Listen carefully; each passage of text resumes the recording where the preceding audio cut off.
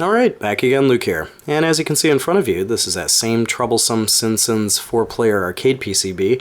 If you remember from the last video, it had some serious sound problems, really bad static coming through the speakers, and it's been a nightmare to try and fix here. So what I did is I went through the comments, and there were a lot of great comments in there, and I went back and took a look at the board.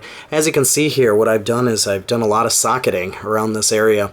There were some comments from the first video where people had made mention about this glue here. This hot glue was on there when I got the board, so unfortunately, I mean, it was just, you know, gobbed on there. I didn't want to mess with it. It's keeping everything in place, so it's not hurting anything, so that's what that was all about. Other people had made comments regarding the soldering, but there really wasn't anything that you could see as far as the soldering goes. The soldering was on the other side.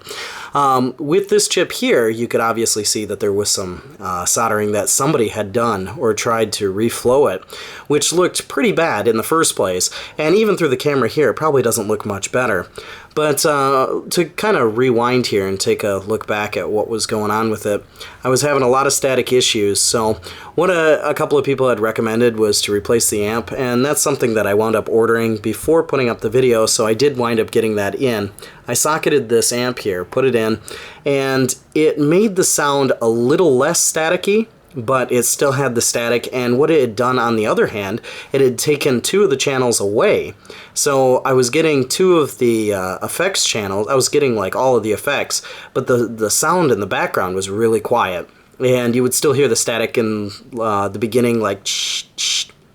But it wasn't as bad as what it was when I first started working on it. So I thought, okay, that's great. That's a nice little step in the right direction. And with this here, with this Yamaha sound chip, what I had done is I socketed this one as well. I removed the old one because the old one seemed like it was bad. I put the new one in there and, you know, really no change. So, but after putting the socket in there and putting the old one back in, it did show that it was bad. So I don't know what was going on around this area here, but it was just a big mess. So that's why this thing is socketed here. Let's see what else. So I socketed this one and went back and checked it. It seemed like it was doing okay, so I thought, what the heck? Maybe I'll just go over and take a look at this Oki quadrilateral latch, and I'll remove that, put that in a socket, try another chip and see if that changes anything, just kind of hoping for the best. But unfortunately that did absolutely nothing, so it was just a waste of time. Then I went back and looked at the comments again, and there were a couple of new comments. Another YouTuber who goes by the name of Electrocade or Electro... trying to think. Electro Nash. Yeah, that was it. Electro Nash. He had made a comment about this flat pack over here, the 053260, and how everything was just going into that, and I should try and check the legs on that, make sure that everything was okay. Now, when I first got this board here, it looked like somebody had gone over it and tried to do the legs, kind of tin them up a little bit, so I didn't think twice about it, but I went back over it and I tried to tin it up a little bit more, and when I did that, I noticed that the sound got worse, and I was thinking to myself, what the heck am I doing? You know, I was going around and checking it. I checked continuity between each one of the pins here and the lines, and they were getting better, but the sound was getting worse, and I thought, that's not right. So it got to the point where the sound was just getting worse and worse every time that I went around the chip here to try and fix the legs on it and make sure everything was down, that I thought, okay, there's got to be something going on with this chip. And I thought, worst case scenario, the chip's bad, so I'm going to have to try and find another chip, and since it's a custom one, I'm going to have to try and find a donor board to try and get that up and running again. So it was kind of a bummer, but I knew that no matter what, I had to remove this chip. So what I did is I started to work around it and remove the chip. Now, since it had been sitting on there and somebody had gone around it once before, there was some corrosion around the legs as well. It looked like it was ready just to rip off all of the traces and all of the pads on there, which is one thing I really didn't want to do. So I just kind of bit the bullet, took it off, and I almost got away unscathed here, but I wound up ripping up 2 or 3 pads. 2 of the pads over here on this side, I know you can't see it because it's a little bit dark, but 2 of those pads didn't have anything connected to them, no traces, so I thought, yes, I'm very lucky.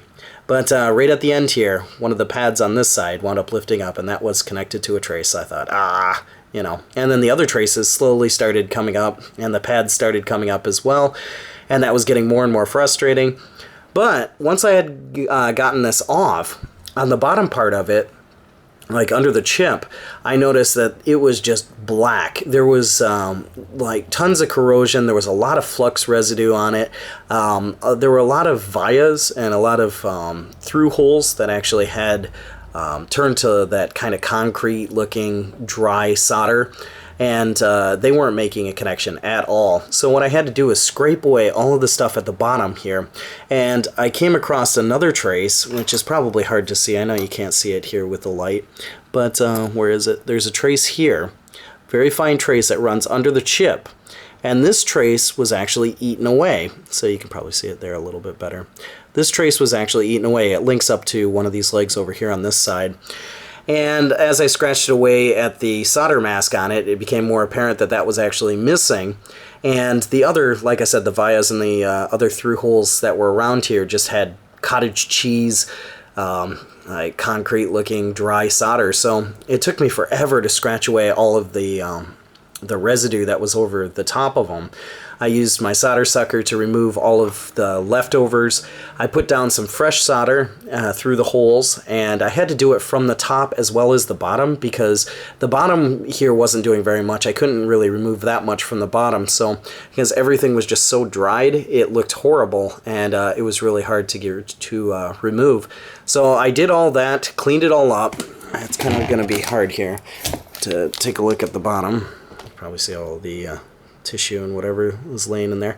You can see all of these through holes here that now have new solder on them, and all of those holes there were completely corroded, so it made it really difficult for this to get any connection at all whatsoever. So going back over that, I was able to finally get the chip resituated on there, get everything all put back together, and the sound works now. So I had to go over the edge here, what I did just to make sure, because those pads were lifting off, I put a bit of some glue around the sides, and it's like that jeweler's glue. So it's the same thing that I wound up doing to my Mortal Kombat 3 board when, if you had seen that video, I had to remove the CPU from that, and there was a missing trace under that as well. But did the same thing here, and we've got sound. So a lot of rambling, and I apologize for that, but just a little bit of a backstory here as to what's gone on with the system and what I've had to do to it in order to get it running. But a lot of great advice, and really a lot of frustration here gone into this board, but at least it's back up and alive, and I'll let you guys listen to it here. We'll flip the old switch on, and you can take a listen for yourself. All of that horrible static that was at the beginning is now gone.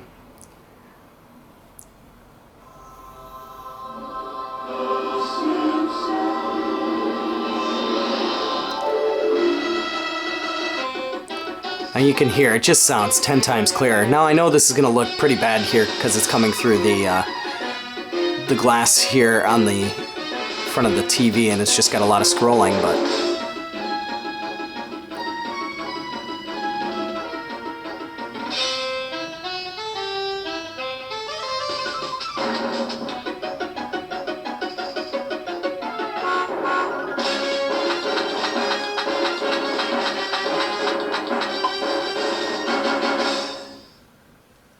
no more fuzzy, scratchy sounds at all.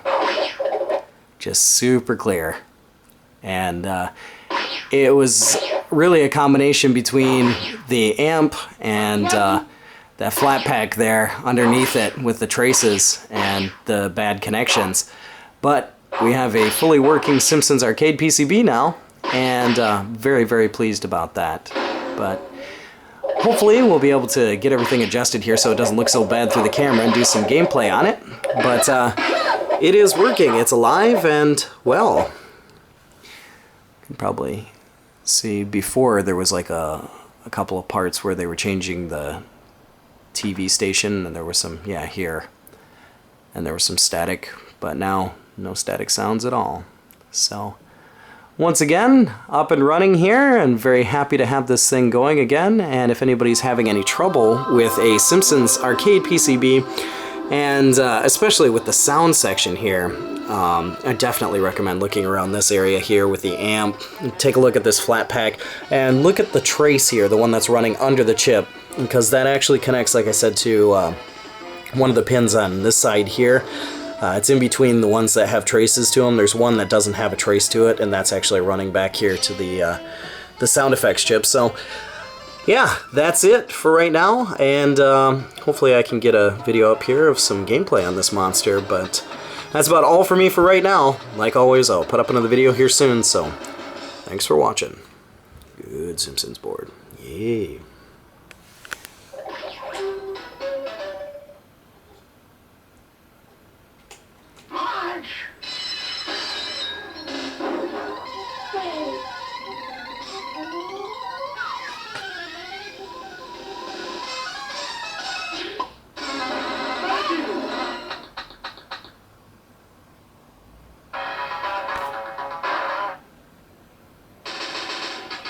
No!